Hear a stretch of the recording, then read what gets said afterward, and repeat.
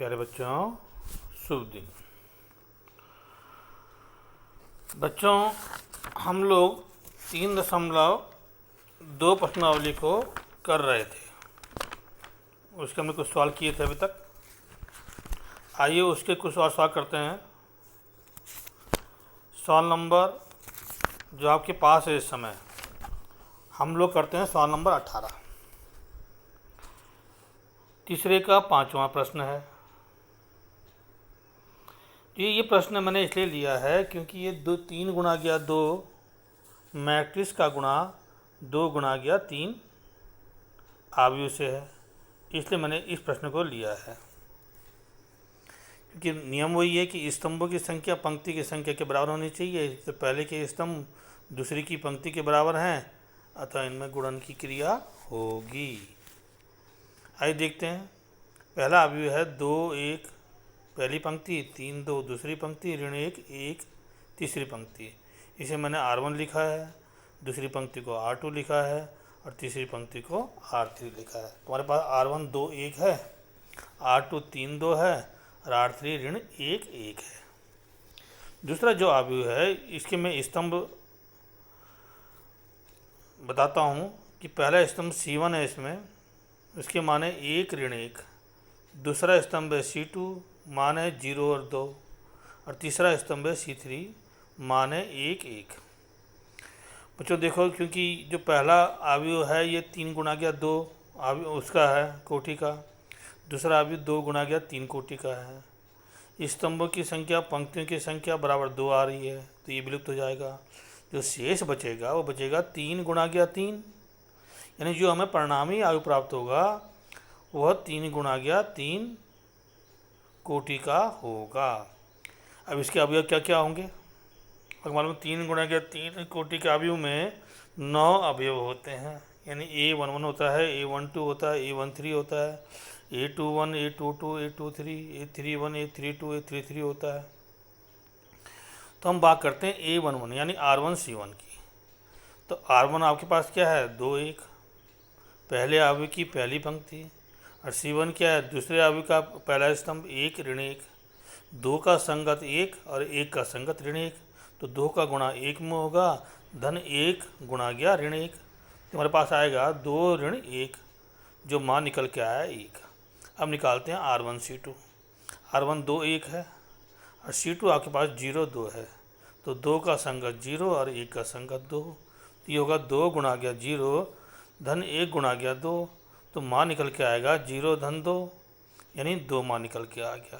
तीसरा हमारे पास जो अवयव है वह है R1 C2 R1 C3।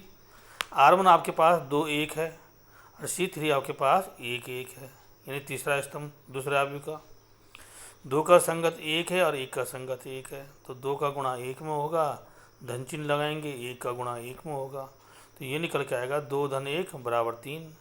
अब निकालेंगे हम R2 C1। R2 कितना है? 3 2 और C1 कितना है? 1 ऋण 1। तो 3 का संगत 1 2 का संगत ऋण 1 गुणा हुआ, तो 3 गुणा गया 1 धन 2 गुणा गया ऋण 1, तो निकल के आया 3 ऋण 2 बराबर 1। अब R2 C2 निकाला। R2 3 2 है, C2 0 2 है, तो 3 का संगत 0 2 का संगत 2, तो ये हो गया 3 गुणा गया 0 धन 2 गुणा गया 2, ये हुआ 0 धन 4 बराबर 4 निकल के आ गया। अब निकालेंगे तीसरा अवयव दूसरी पंक्ति का R2 C3।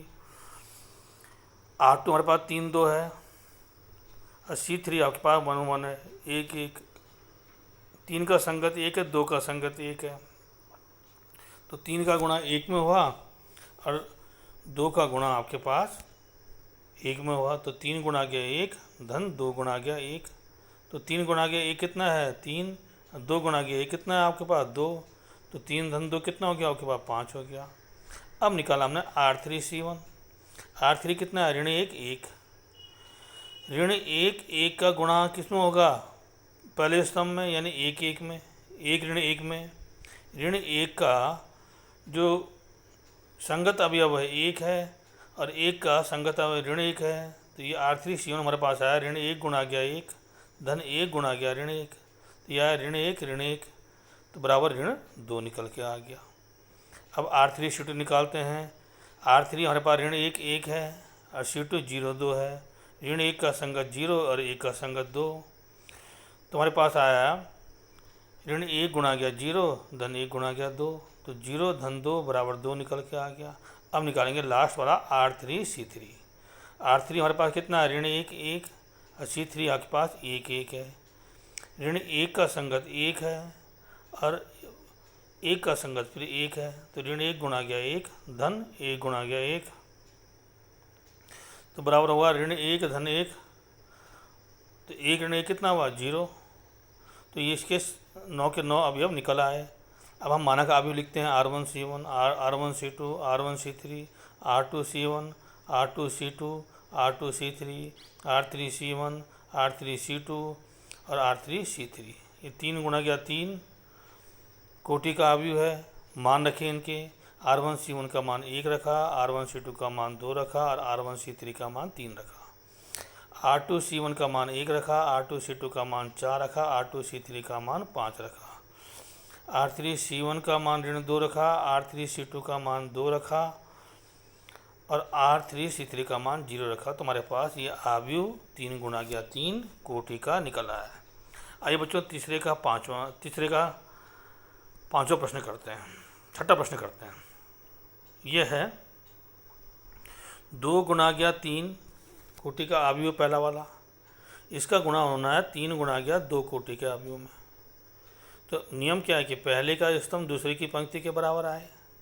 तो पहले का स्तंभ की संख्या कितनी है 3 और दूसरे की पंक्ति की संख्या 3 है, तो यानी इनमें गुणन की क्रिया संभव है। अब 3 से 3 विलुप्त हो जाएगा, जो मानक अवयव आएगा ये आएगा 2 गुणा गया 2 कोटि का। तो ये होगा R1 कितना है पहले अवयव का 3 ऋण 1 3 और R2 कितना है ऋण 1 0 2। दूसरे के का पहला स्तंभ कितना है 2 1 3, दूसरा स्तंभ कितना है ऋण 3 0 1। अब हमारे पास जो मानक अवयव आएगा वो 2 गुणा गया 2 कोटि का आएगा, यानी जो इसके अवयव आएंगे वो आएंगे R1 C1 R1 C2 R2 C1 R2 C2। Direct निकालते हैं। तो R1 हमारे पास 3 ऋण 1 3 है और C1 2 1 3 है। 3 का संगत 2 है, ऋण 1 का संगत 1 है और 3 का संगत 3 है, तो 3 का गुणा 2 में होगा, फिर धन चिन्ह लगाया है। ऋण 1 का गुणा ऋण 1 का संगत 1 है, तो ऋण 1 का गुणा 1 में होगा। अब पुनः 3 का संगत 3 है, तो 3 गुणा गया 3 होगा। हमारे पास आ गया 3 गुणा गया 2 धन ऋण 1 गुणा गया 1 धन 3 गुणा गया 3। अब पुनः 3 का R1 C2 में R1 है 3 ऋण 1 3, C2 है ऋण 3 0 1। 3 का संगत है ऋण 3, ऋण 1 का संगत है 0 और 3 का संगत है 1, तो ये आ गया 3 गुणा गया ऋण 3 धन ऋण 1 गुणा गया 0 और धन 3 गुणा गया 1, ये लिख दिया आपने। फिर हम निकालेंगे R2 C1। R2 के पास ऋण 1 0 2 है और C1 है 2 1 3, तो R2 ऋण 1 का संगत 2, तो ऋण 1 गुणा गया 2, 0 का संगत 1 धन 0 गुणा गया 1 और धन 2 गुणा गया 3, 2 का संगत 3 है। ये आपके पास हमारे पास R2 C1 आ गया। अब R2 C2 निकालते हैं। R2 ऋण 1 0 2 है और C2 ऋण 3 0 1 है, तो ऋण 1 का संगत ऋण 3 धन 0 का संगत 0, 0 गुणा गया 0 और 2 का संगत 1, 2 गुणा गया 1। तो ये सब मान हमने लिख दिया। आइए इसे सरल करते हैं। तो पहला जो हमारे पास R1 C1 आया वो 6 ऋण 1 धन 9 आया। दूसरा हमारे पास ऋण 9 धन 0 3 आया R1 C2। R2 C1 आया ऋण 2 धन 0 धन 6 और R2 C2 आया 3 धन 0 धन 2। सरल किया तो ये 9 6 15 ऋण 1 यानी 14 हुआ पहला वाला। दूसरा वाला ऋण 9 धन 3 यानी ऋण 6 हुआ। तीसरा वाला 6 ऋण 2 यानी 4 हुआ और A22 हमारे पास हुआ 3 धन 2 5। तो ये बच्चों हमारे पास जो अभीष्ट उत्तर आया ये आया 14 ऋण 6 4 और 5। तो बच्चों आज इस क्लिप में इतना ही। ओके बच्चों।